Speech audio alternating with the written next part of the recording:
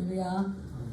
네, 하나님께서는 항상 우리에게 이 생명의 떡 말씀을 먹이기를 원하는데 성경을 자세하게 보면은 말씀에는 이렇게 두 가지 상황이 나와 있어요. 두 가지. 예. 너는 어떤 길로 가려느냐? 너의 상태는 어인이냐 악인이냐? 또 너가 지금 가는 길이 복의 길을 가지고 가고 있는가? 이제 화의 길을 갖고 있는가? 그래서 신명기에 보면 이 모세가 이스라엘 백성들에게 신신당부를 해요. 신명기 신신당부를 하는데 너희 앞에 너희들 선택을 해야 된다.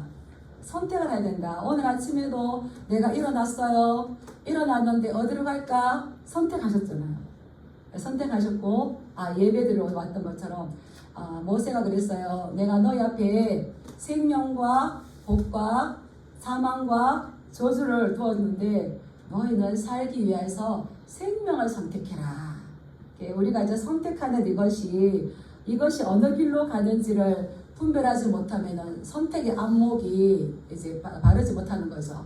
그래서 영적인 선택의 안목이 분명해지시길 주님 이름으로 축복합니다. 예, 이 두 가지 길을 제시하는데 오늘 우리에게 말씀에도 복된 길이 뭐며 또 저주의 길이 뭔가 축복의 길이 뭐며 우리 징계의 길이 뭔가를 보여주고 있습니다. 우리가 말씀을 아시는 분들은 이렇게 읽으면서 잠시 깨달았겠지만 시편 1편하고 참 많이 닮은 것이 있어요.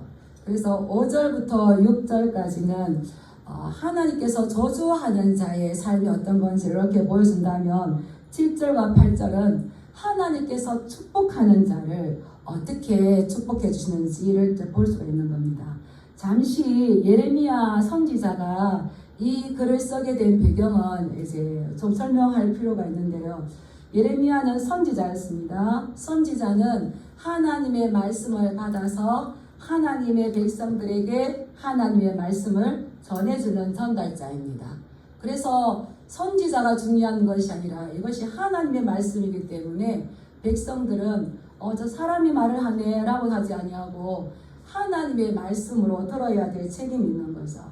이스라엘 백성들은 하나님께서 가나안 땅에 심으셨을 때에 하나님을 사랑하고 그 말씀을 잘 들었으면 좋았을 것인데 이 아담과 하와로부터 나왔던 그 죄성이 우리 인간은 지속적으로 하나님의 말씀을 따르기보다는 자기가 독립하려고 해요.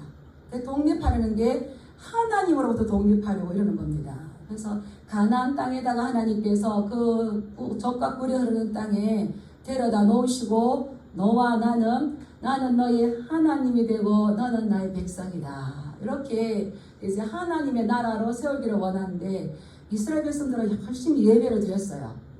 열심히 예배를 드리고 주일날이면 성경책 들고 교회도 왔어요.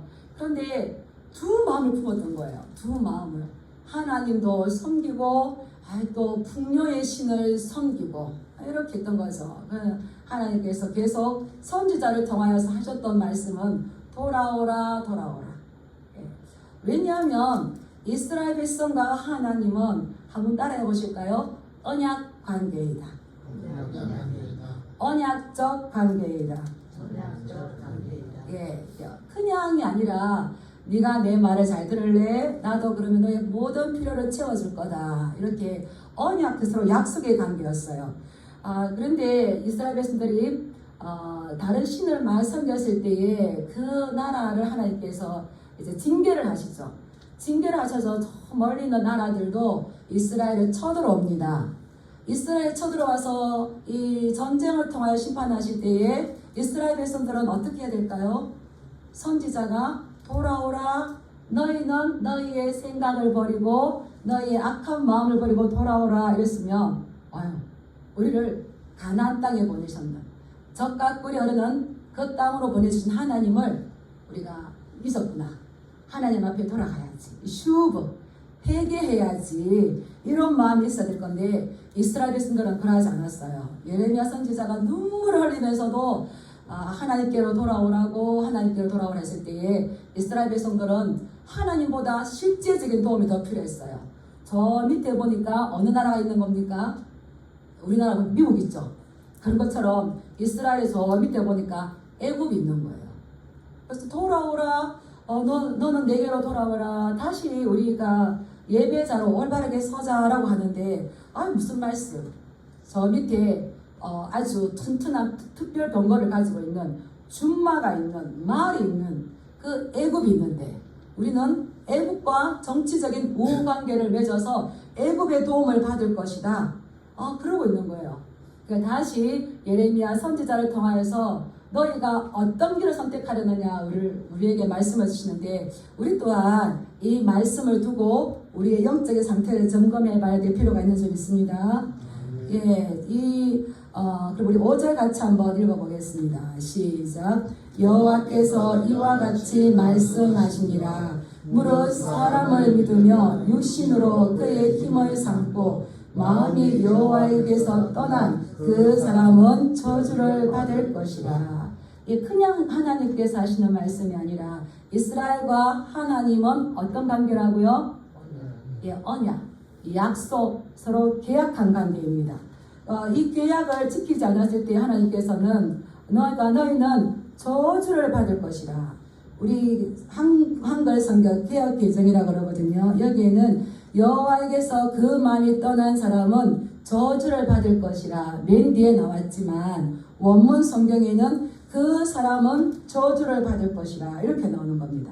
그래서 그 사람은 저주를 받을 것인데, 사람을 믿으며 육신의 힘으로 그의 힘을 삼는, 육신으로 그의 힘을 삼는 그 사람은 저주를 받을 것이다. 그래서 이 사람은 어떤 사람이냐? 히브리어로 이시라든가 아다, 인간을 상징하는 그 말을 썼던 것이 아니라 이 게베르라는 말을 썼어요. 힘이 있는 그 사람, 우월한 그 사람. 다시 말하면 젊고 힘이 있어서 우월한 그 사람. 젊고 힘이 있을 때 조심하시기 바랍니다. 그때에 너는 어떤 것을 선택하느냐? 그 사람은 여기서 잠시 우리가 배경을 설명했지만, 사람을 믿으며 육신으로 그의 힘을 삼는다. 하나님을 찾아오는 것이 아니라 사람을 믿으며 육신으로 그의 힘을 삼는다는 것은 지금 실제적으로 눈에 보이는 애굽을 따라가는 겁니다. 근데 하나님께서는 이스라엘 백성들에게 말씀하셨어요. 특별히 왕에게 말씀하셨어요. 너희가 왕위에 오르거든 이 말씀을 지속적으로 읽는데 애굽으로는 절대 가지 말아라. 왜 그럴까요? 애굽의 종로로 탈 때, 노예일 때에 하나님께서 그들을 구원해 내셨어요. 그런데 다시 더 좋은 것들이 있다고 애굽으로 가지 말아 보셨어요. 그런데 이들은 지금 애굽을 의지하고 있지 않습니까? 그 사람을 믿으며 육신으로 그의 힘을 삼고, 예전에 삼았을 뿐만 아니라 지속적으로 삼고 지금도 계속 삼고 있는 거예요.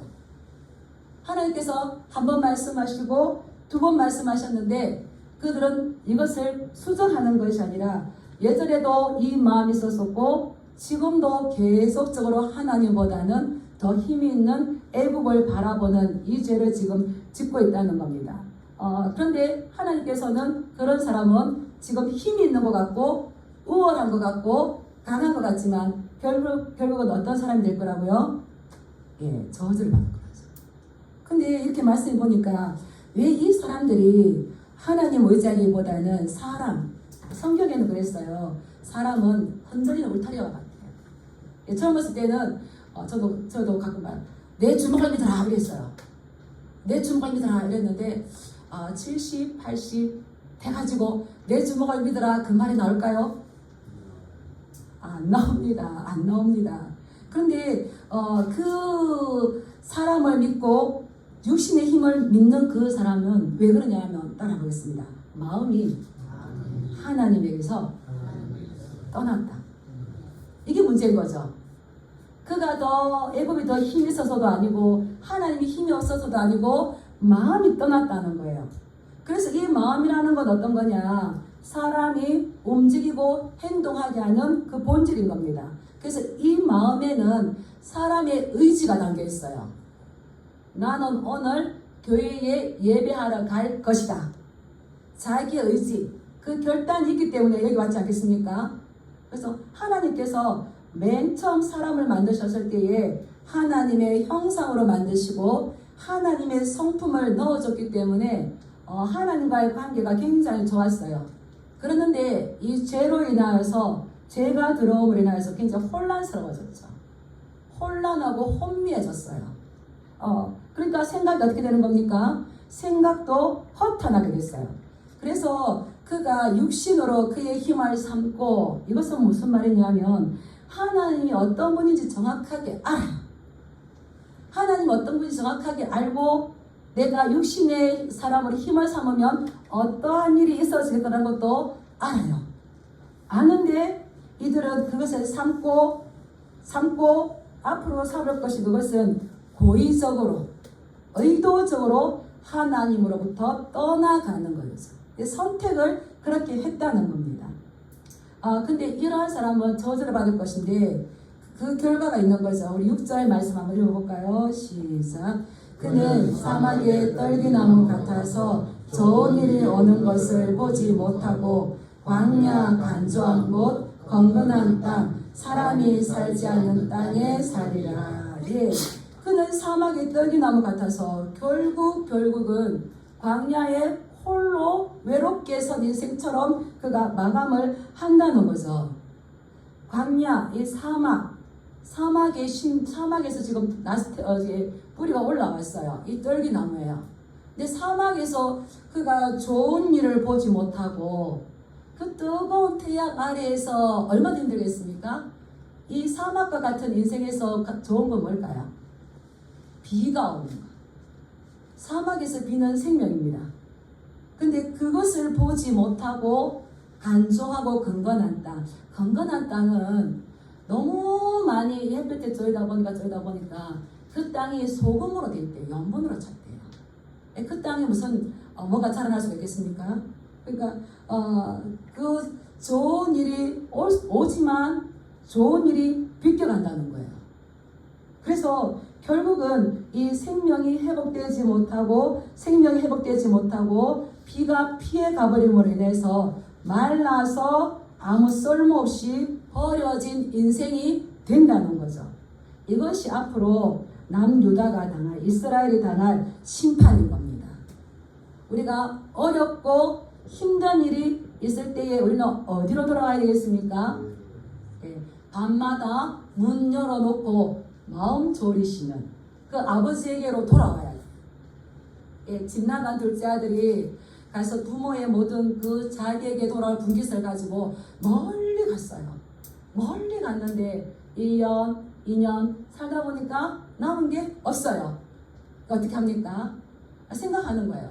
내 아버지 집에는 먹을 것이 많거늘 종들도 먹을 것이 풍족하는데 내가 여기서 줄여 죽는구나. 내 아버지 집으로 돌아가야 되겠다. 의지를 해서 내가 지금 돌아가면 어떡해. 창피한데 부끄러운데 그게 중요한 것이 아니라 밤마다 문 열어놓고 마음 졸이시며 기다리는 내 아버지가 있다는 사실을 깨달았을 때 이 둘째 아들은 돌아올 수 있는 힘이 있는 줄 믿습니다. 우리는 가끔 잊어버려요. 나를 그렇게 사랑하시는 아버지가 있다는 걸 잊어버려요. 네. 그래서 이 둘째 아들의 가장 큰 잘못은 뭔가 열심히 살려고 했는데 안 되었던 그게 아니라 따라하겠습니다. 나에게 아버지가 있다는 사실을 놓쳤던 것이다. 네. 그래서 그 아버지를 바라보시길 축복합니다. 네, 하나님께서 이 언약의 관계 가운데에 이렇게 그 언약 속에 살지 못했을 때 내버려 두니까 그 열심히 했지만 사막의 들기나무처럼 그 간조한 곳 근근한 땅에서 결국은 말라 죽어버리는 그러한 나무가 된 것처럼 너희 유다가 이러하게 될 거니까 돌아와라 이렇게 지금 부르시는 겁니다. 그런데 여기와 반대로 이제 복받은 사람이 있습니다. 항상 두 이야기를 이렇게 떼어놓고 너희는 어떤 것을 선택하느냐. 우리가 사람을 이야기를 만듭니다. 근데 이야기는 사람을 만들어갑니다. 사람은 이야기를 만들어내요. 이제 그래서 책을 쓰기도 하고 막 글을 쓰잖아요. 근데 그 책을 읽고 글을 읽으면 사람은 만들어져 갑니다. 근데 이제 이 지금 하나님 이야기해 주시는 거죠. 우리 7절 말씀 한번 읽어보겠습니다. 시작. 그러나 무릇 여호와를 의지하며 여호와를 의뢰하는 그 사람은 복을 받을 것이라. 예, 그 사람은 저주를 받을 것인데 7절에 보면 그 사람은 뭘 받을 것이다? 복을 받을 것이다. 예, 복을 받을 것이고요. 왜 복을 받습니까? 여호와를 의뢰하는 것. 아멘. 여호와를 의지하는 것.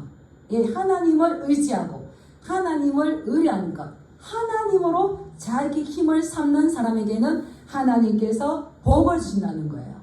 이 복을 주다, 축복하다, 이거는 바라크거든요. 복을 빌어주는 거. 근데 이 복, 축복 선물이 배락합니다. 하나님께서 선물을 주시는데 그 사람에게 뭘 주신다고요? 복을 주시는데요. 하나님을 의지하시고 하나님을 힘으로 삼아서 하나님께 주시는 그 복과 더 친밀해지는 우리 성도님들 되게 주님의 이름으로 축복합니다. 예, 이 하나님을 의지하고 하나님을 의뢰하고 모세가 뭐랬냐면 너희는 여호와를 사랑하고 그의 모든 규례와 율법을 지켜 행하라.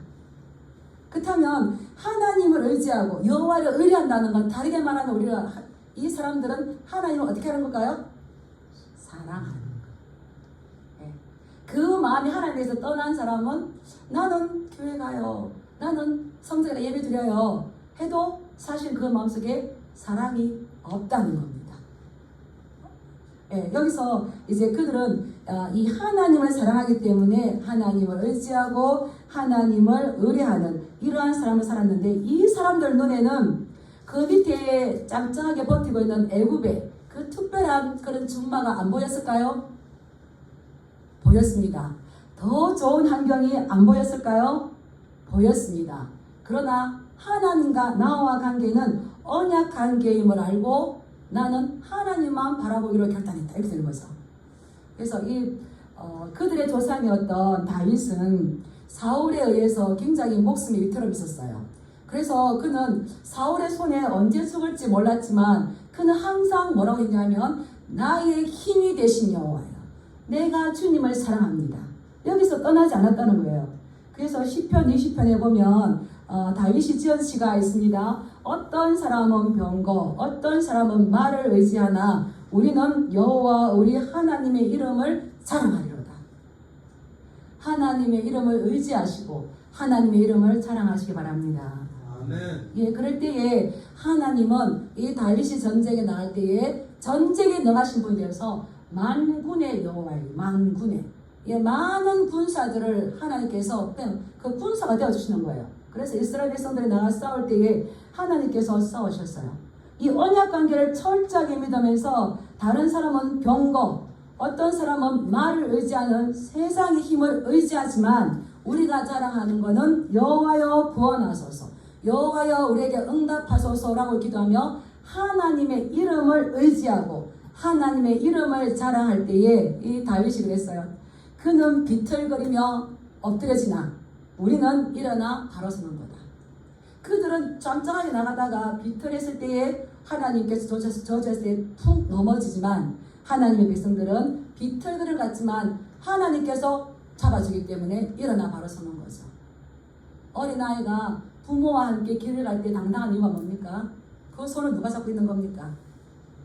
예, 아빠가 잡고 있거나 엄마가 잡고 있을 때에 웅덩이가 나왔어요. 어제처럼 비가 오는데 웅덩이가 나왔어요. 애는 막 거기 좋아 갑니다. 가다가 걸음걸이가 잘못해서 미끄러지려고 그래요. 그때 누가 붙잡아 줍니까? 예, 엄마나 아빠, 할머니가 딱 붙잡으니까 그 웅덩이에 빠집니까? 안 빠집니까? 비틀거리며 넘어질 것 같아도 그 붙잡고 있는 더 큰 손이 있는 거예요. 붙잡아 주시는 거죠. 우리보다 더 큰 힘.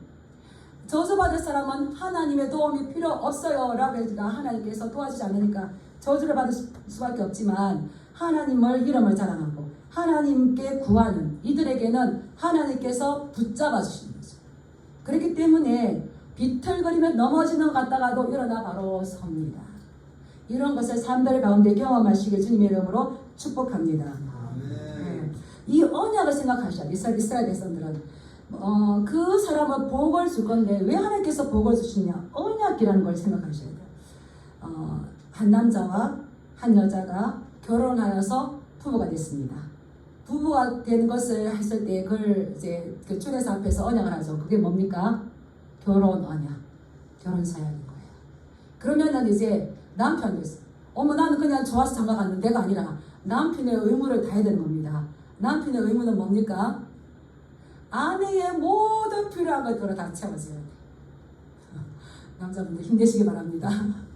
아내의 모든 필요한 것들을 남편이 다 채워줘야 돼요. 그러면 아내가 해야 할 건 뭘까요?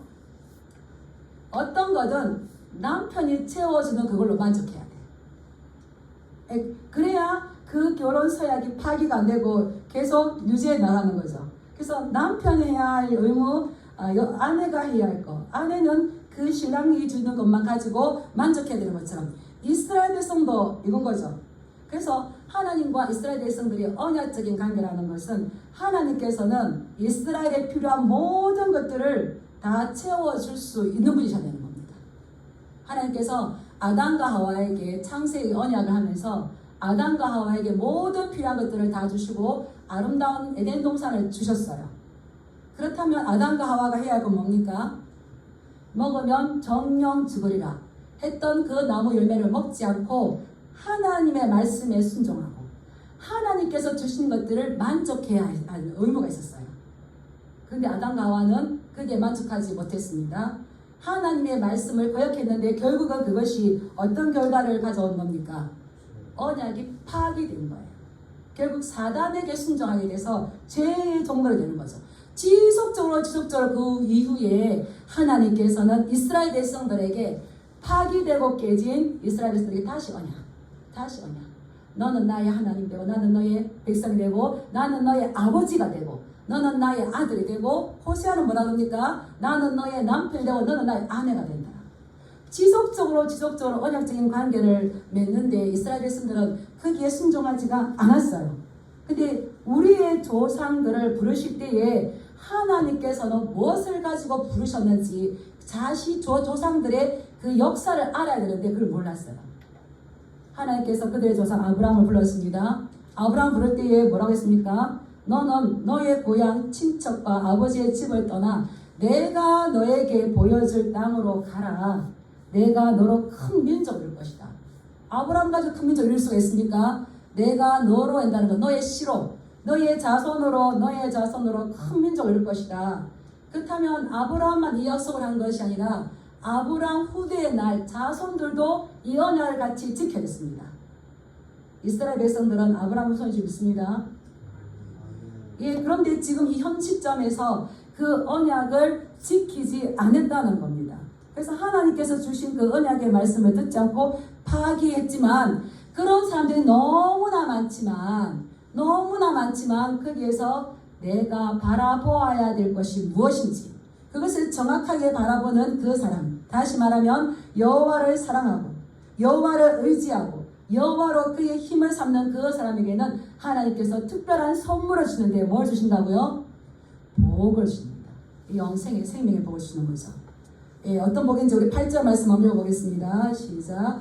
그는 물가에 심어진 나무가 그 뿌리를 강변에 뻗치고 더위가 올지라도 두려워하지 아니하며 그 잎이 청정하며 가무는 해에도 걱정이 없고 결실이 그치지 아니함 같으니라. 아멘.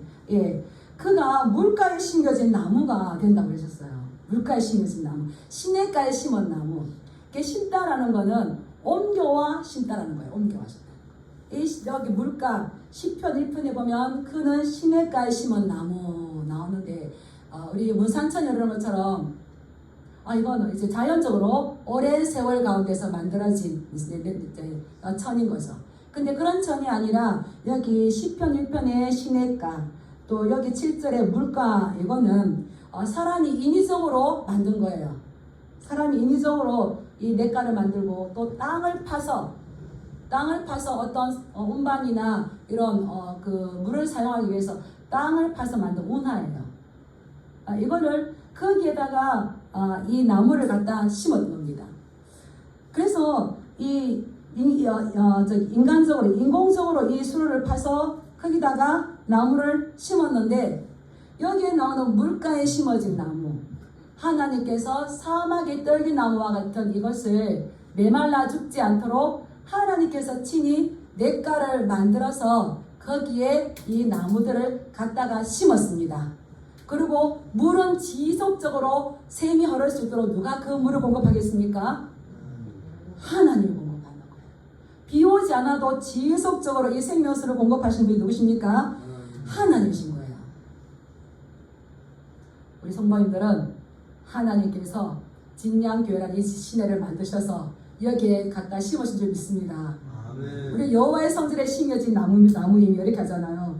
그래서 이 시내는가는 하나님께서 최적의 환경과 세상의 상황을 만들어 주시는 것이죠.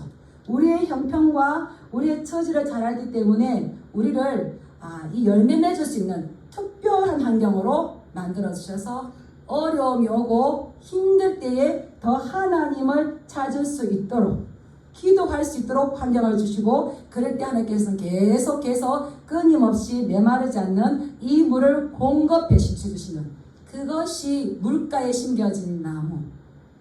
이해되십니까? 예. 우리가 자연적으로 만들어진 이 하천들은 물이 마르면은 그냥 같이 메마를 수밖에 없는데, 하나님께 특별하게 이 냇가를 만들어 놓으시고 우리를 거기다가 옮겨다가 심었어요. 저는 이 말씀을 너무 좋아합니다. 어떻게 하나님께서 갖다 옮기시는지 저를 진양교회에 심으셨어요. 최적의 환경인 줄 알고, 저의 믿음이 여기서 실험하면서 나갈 수 있는 최상의 상태인 줄 아시고 갖다 심으셔서 기도하게 하시고 하나님을 그리워하게 하시고 하나님 사랑하는 법을 더 배우게 하셔서 우리가 메마르지 않는 나무가 될 수 있도록, 그러고 해서 열매 맺을 수 있도록. 그렇죠. 그런 나무는 어떻게 될까요? 여기 보면 그 나무가 그 뿌리를 강변에 뻗쳐서 더위가 올지라도 두려워하지 않냐는 것이에요. 더위는 뭐 보겠습니까? 고난이나 어려움이 올 때도 오히려 두려워하는 것이 아니라 지속적으로 물을 공급해 주시니까. 요한계시록에 보면 이 물은 어린 양 보좌로부터 공급해 주십니다. 내가 힘으로 삼았을 때에 내가 기쁘면 기쁜데 내가 힘들어 버리면 모든 걸 파괴할 수밖에 없어요. 포기하고 싶은 마음이 생겨요. 근데 우리가 나의 시내가 나의 냇가 대신 그 예수님께 나와서 기도하고 했을 때에 하나님께 우리 마음에 소망을 주세요. 기쁨을 주세요. 그 계속적으로 공급해 주세요. 그렇기 때문에 더위가 올지라도 두려워하지 않고 오히려 잎이 청청하며 가무는 해에도 걱정이 없고 결실이 그치지 아니함 같으리라. 이러한 축복이 있으시길 주님으로 축복합니다. 아멘. 근데 왜 이러한 것들을 갖지 못할까요? 성경은 고린도후서 4장 4절에 보면 이런 것들을 가지지 못하도록 사단이 사람의 마음을 혼미하게 하여서 그리스도의 영광의 복음의 광채가 비치지 못하도록. 예수 믿으면 너무 힘들어, 예수 믿으면 너무 고난이 많아 라고 속게 만든다는 거죠. 왜 어디 가지 못하게? 천국까지 못하게. 천국까지 못하게. 지속적으로 하나님 바라보지 못하고 어디를 바라보게 만드는 겁니까? 이 땅을 바라보게 만들 수밖에 없는 거죠. 그런데 그러한 일들을 하나님께서는 이 하나님은 빛이시기 때문에 하나님을 바라보는 자에게 따라하겠습니다. 그에게는 어둠이 조금도 없으십니다. 그래서 이 시내를 주시는데, 이 시내를 주시는 것은 우리의 마음을 말씀을 깨달아서 부드러운 마음이 되게 하신다는 거예요.